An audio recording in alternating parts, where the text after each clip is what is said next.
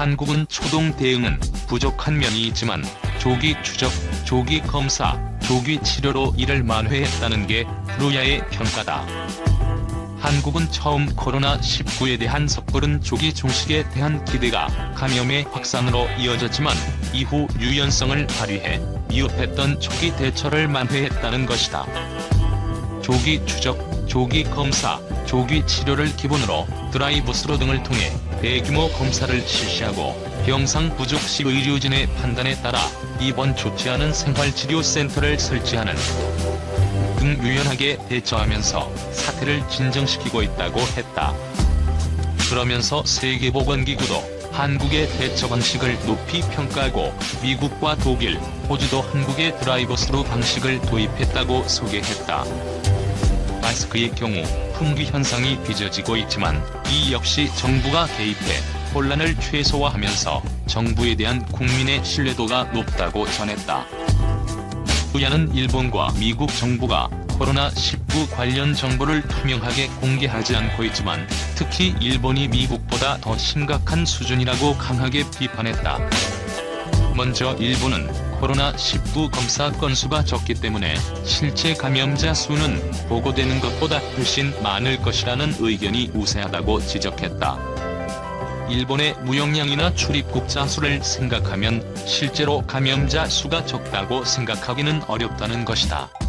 2월 6일부터 이달 15일까지 일본 내 코로나 총검사 건수는 1만 2천 건에 불과하다.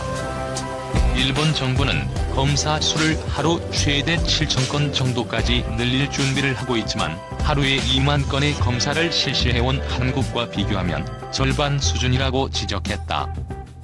이어 적극적으로 검사하고 있지 않은 상황에서도 이미 병상 문제가 일어나는 지역이 있다는 게 후루야의 설명이다.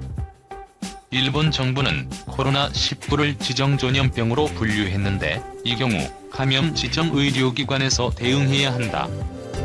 하지만 확진자가 늘게 돼 감염 지정 의료기관에 업무가 몰려 감염에 적절히 대응할 수 없는 의료기관에도 입원을 시켜야 하는 상황이 발생하면 이는 원내 감염 확대로 이어질 수 있다는 우려를 내놓았다. 검사를 하지 않고 감염자 수를 투명하게 공개하지 않는 것과 관련해 후루야는 일본은 대량 검사를 할 능력도 감염자를 병원에 수용할 능력도 없기 때문이라고 강조했다. 그는 이어 우선 코로나19 관련 지정전염병 규제를 검토하고 증상이 가벼운 환자는 자택 격리를 통해 치료를 지원함으로써 의료 붕괴를 막고 조기 추적, 조기 검사, 조기 치료를 실시해야 한다고 설명했다. 한국의 코로나19 대처를 바라보는 일본 언론의 시선이 달라지고 있다. 지난 7일 아베 신조 일본 총리는 코로나19 확산을 막기 위해 도쿄 등 7개 지역의 비상사태를 선포한 가운데 일본은 확진자 수가 최근 급증하고 있다. 일본 NHK는 후생노동성 등의 집계를 인용해 코로나19 전체 확진자가 5,710명에 달한다고 9일 보도했다. 이 중 크루즈인 다이아몬드 프린세스호에 탑승했던 이들은 712명이다. 확진자가 가장 많은 곳은 도쿄도로 총 1,338명이 확진 판정을 받았다. 이외에도 오사카 524명, 가나가와현 360명, 치바현 324명, 아이치현은 280명 등으로 집계됐다. 이 중 후생노동성 직원과 검역관을 비롯해 공항 검역소 직원들도 감염됐다. 이처럼 상황이 악화하자 한국 코로나19 대응 보도에 인색했던 일본 언론들도 지난달 말부터 한국의 방역 상황에 대한 보도를 늘리고 있다. 그리고 한때 의료 붕괴 상황이라고 비판했던 언론들의 어조는 다른 서구의 외신과 비슷하게 한국의 대응을 칭찬하는 방향으로 바뀌었다. 니혼게이제이 신문은 9일 미국과 유럽이 극찬한 한국 코로나 대책 6가지 주목할 만한 점이라는 제목의 칼럼을 실었다. 한국인 IT 저널리스트인 조장은 씨가 기고한 글은 서구 언론들이 칭찬하고 있는 한국의 방역 체계와 정부의 대책을 자세히 소개하고 있다. 이어 한국은 한때 중국 다음으로 감염자가 많았지만 이제 서방 주요 언론들이 모두 우리 정부의 방역을 거론하며 칭찬하고 있다. 면서 감염이 확산한 것은 중국으로부터의 입국을 금지하지 않았던 탓이라며 정부를 비판했던 한국 언론조차 정부의 대책을 긍정적으로 평가하기 시작했다고 강조했다. 또 정부는 빠르고 광범위한 조기 검사와 경증자의 분리, 감염자 동선 공개 음성 접촉자도 14일간 자택 격리 등의 조처를 했다고 소개하면서 정부에 의한 투명한 정보 공개를 기반으로 사회적 신뢰가 형성돼 내적 내석이 일어나지 않고 있다고 짚었다. 지난 6일 경제지인 현대비즈니스에는 한국 현지에서의 보고라는 책을 낸 바 있는 번역가 이토 준코 씨의 한국이 일본보다 먼저 코로나 위기를 벗어날 수 있었던 이유라는 제목의 칼럼이 실렸다. 이토 씨는 아직 한국은 코로나19에 대한 긴장의 끈을 놓고 있지는 않지만 확진자가 줄면서 많이 안정화했다고 평가했다. 이토 씨는 지난 21일에도 같은 매체에 신종 코로나 대응에서 일어난 한 인력전이란 무엇인가라는 제목의 칼럼은 한국과 일본을 비교하기도 했다. 한국 현지에서의 보고라는 책을 낸 적도 있는 일본 번역가 이토 준코 씨는 공항에서부터 한국인들은 마스크를 철저히 끼고 있다면서 한국이 초기부터 꼼꼼한 대책을 내놓았지만 일본은 느리고 한가한 모습을 보인다고 강조했다. 이토 씨는 한국의 빠른 대응이 가능했던 것은 전문가 집단으로 이루어진 질병관리본부와 같은 시스템이 갖춰져 있었기 때문이다라고 진단했다. 또 코로나19를 대하는 한국의 긴장감은 매우 높다면서 한국에서는 공공장소에 마스크 없이 들어갈 수 없고 무조건 외출을 삼가한다는 분위기라고 설명했다. NHK와 TBS 등도 한국의 빠른 검사 시스템과 높은 시민의식이 한국을 모범 사례로 만들고 있다고 보도했다. 이 같은 일본 언론의 태도는 3월 초와 확실히 달라진 것이다. 당시 일본은 지나친 검사가 의료 붕괴를 불러온다는 주장을 내세웠다. 지난 11일 일본의 비즈니스 저널은 일본 정부가 코로나19 PCR 검사를 많이 늘리지 않은 것은 영단일 수 있다면서 한국과 이탈리아는 의료 붕괴가 오고 있다고 지적했다. 부토 마사토시 전 주한 일본 대사 역시 4일 JB 프레스의 글을 기고해 한국의 코로나19 검사 시스템은 일본을 넘어섰지만 의료 붕괴에 근접한 상황을 초래한 것도 사실이라고 주장했다. 부토 전 대사는 확진자 대부분이 연수원 등에 고립돼 의료인들의 치료를 제대로 받지 못하고 있다면서 대구, 경북 지역은 자택 대기하다가 증상이 악화해 사망하는 사례가 이어지고 있다고 지적하기도 했다. 추천 한번 정중히 부탁드리면서 들어가 보겠습니다. 2019년에 그 무엇보다 가장 뜨거웠던 이슈라 하면 역시 7월 일본의 기습적인 수출 규제를 빼놓고 말할 수 없겠죠. 일본은 이 수출 규제 바로 직전에 G20 정상회의 의장국으로서 자유무역에 대한 공동선언을 채택했었죠. 정말 이면적인 행동에 뒤통수 제대로 맞았던 기억이 있습니다. 그 이후에 12월까지 약 반년 정도 왔는데 일본이 박살낸다던 그 한국의 반도체와 디스플레이 산업은 지금 감산 한 장 없이 오히려 삼성전자, SK하이닉스 신고가 뚫었죠. 사실 당연한 이치였습니다. 일본이 오히려 고객을 자기 발로 차버린 거예요. 우리는 사주는 입장이었고 일본은 팔아달라 영업을 해야 되는 입장인데 오히려 자기가 안 팔겠다 이러면 그래 니네 팔지 마, 우리 국산화하고 공급처 다변화하겠어. 일본의 입장에서는 니네가 그거 할 수 있어? 라고 비웃었지만 해냈죠. 정치적 이유를 경제적 분야에 적용하니까 일본의 앞뒤가 맞을 리가 없는 겁니다. 일본 반도체, 디스플레이 관련 기초소재 그 업체들만 아베 때문에 불쌍하게 된 거죠. 일본 이 불화수소 업체 뭐 시니츠 화학이나 그런 회사들 영업이익률 80%, 분기별로 최악인 경우에는 90%까지도 폭락했습니다. 지금 오히려 한국에 공장을 지어가지고 아베를 피하겠다고 결정한 일본 소재 기업도 있죠. 그리고 불매운동에 관해 잠시 코멘트를 해보면 일본 관광업, 소매업, 자동차 산업 다 박살났죠.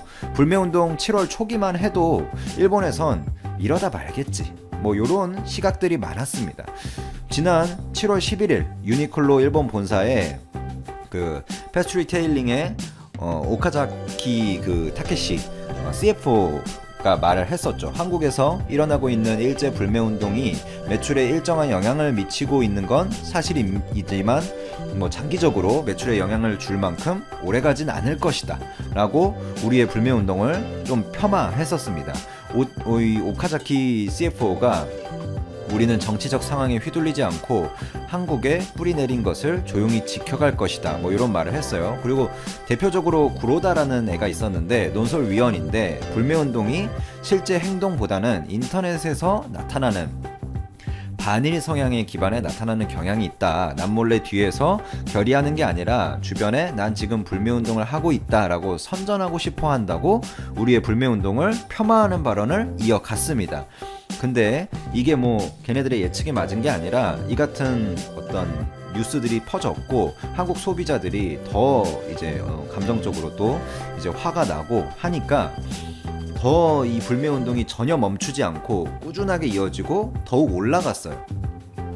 불매운동은 뭐 제가 어째서 저째고 말로 이어서 할 필요가 없습니다. 수치로 그냥 말하면 지난 9월 일본산 맥주의 한국 수출 99.9% 감소했죠. 이건 더 이상 뭐 수치로 어떻게 말할 수가 없어요. 사실상 퇴출됐습니다. 한국에서 일본 차량의 신차 등록 건수 60% 폭락했어요. 8월 일본을 방문한 이 한국인 관광객 전년 동월보다 48% 감소했고 9월 10월엔 더 큰 폭으로 감소했습니다. 이 JNTO 일본 정부 관광국이죠. 11월 일본을 방문한 한국인은 전년 대비 무려 65% 감소한 20만 명 정도로 집계가 됐습니다. 요 감소세가 이 동일본 대지진 직후인 2011년 3월 당시 지진이 나가지고 막 일본 가면 이거 죽는 거 아니야? 라는 그런 위기감이 들었을 때 수준으로 감소를 했어요. 일본이 한일 정상회담 전에 먼저 수출 규제를 풀고 앞으로는 센 척하지만 뒤로는 막 수출 규제도 풀어주고 막 협상 좀 해주세요 이렇게 구걸하는 데는 다 경제적 타격과 우리나라의 뚝심 있는 불매운동에 의해서 산업이 위기에 처해 있는 부분들 그런 배경들이 다 있는 것입니다. 물론 아베가 혼자 벚꽃 뻘짓하고 벚꽃 그 5억에 막 자기 지지층한테만 막 벚꽃을 뿌리고 그 벚꽃 파티한 거 아시죠? 제가 돈 되는 라디오에서도 몇 번 전해드렸습니다. 그런 내부 정치 코너 그 외에도 뭐 여러 가지 일들이 있었어요. 제가 일본 내부 정치 그 이슈들을 다 뭐 전해드리는 것은 뭐 부적절한 것 같고 두 가지입니다. 경제적인 위기 그리고 일본 아베의 내부 정치적인 코너 이런 것들이 다 물려가지고 국어를 하는 데는 이런 배경들이 있는 것입니다. 일본은 미래 산업 경쟁력이 없는 나라입니다. 아베를 떼놓고 말해도 생각해보세요. AI, 뭐 5G, 전기차, 뭐 자율주행차 또 뭐가 있죠? 미래 뭐 IoT, 뭐 소프트웨어 어떤 말할 수 있는 거 그냥 바로 생각나는 것들 그런 미래 산업에 있어서 뭐 하나 일본이 특출난 세계를 리딩하고 있는 그런 분야가 있나요? 뭐 그나마 뭐 이해를 해주면 파나소닉이 테슬라의 전기차 배터리 공급하는 거 그거 하나 정도 그리고 기술력으로 치면 파나소닉도 LG화학에 밀린다는 게 전문가들의 공통적인 의견입니다. 그거 하나 정도 있습니다. 물론 기초소재 경쟁력은 있죠. 하지만 장인 정신을 말하던 시대는 이미 지나갔습니다. 한국은 미국 정도까지는 안 되지만 물론 자율주행 이런 데는 엔비디아나 인텔 뭐 그리고 뭐 AMD 이런 회사들이 아무래도 잘해주기 때문에 그리고 테슬라가 전기차는 리딩하고 있고 뭐 여러 가지 분야에서 미국 정도까지는 못 되죠 당연히. 하지만 나름 5G 뭐 모바일 폰이라든지 네트워킹 장비 그리고 전기차 배터리도 우리나라 3사가 이번 연도 전기차 배터리 수요가 큰 폭으로 사용량이 감소를 했는데도 우리나라 3사는 올라갔죠. 그리고 LG화학이 테슬라랑 또 신규 계약을 체결하기도 했고요. 뭐 삼성 SDI 또 뭐 다른 쪽에 붙어서 하고 있고 장기 공급 계약 GM이랑 또 체결한 걸로 알고 있고 BMW였나요? 제가 갑자기 헷갈리네요. 즉석에서 말하려다 보니까. 또 AI 반도체, 삼성이 그 파운드리가 또 바이두 거 쿤쿤 수주도 하고, 삼성 나름대로 NPU 뉴럴 프로세싱 유닛이죠. APA 들어가는 AI라고 보시면 되는데, 그런 쪽에서 자체 R&D도 하고 설계도 하고 생산도 하고 있고요. 여러 가지 분야에서 발을 걸쳐두고 앞으로 나아가는 나라입니다. 삼성이 아우디에 그 자율주행 반도체를 공급하는 계약을 체결하기도 했었죠. 이거 몇 개월 된 이슈긴 합니다만, 일본은 GDP 대비 부채 비율 세계 1위의 나라이고요. 더 이상 제가 말하지 않아도 될 것 같습니다. 핵심은 미래 산업 경쟁력의 차이예요. 그런 부분에서 일본이 불안감을 많이 느끼고 있고, 아베가 개인적으로도 코너에 밀려 있는 거죠.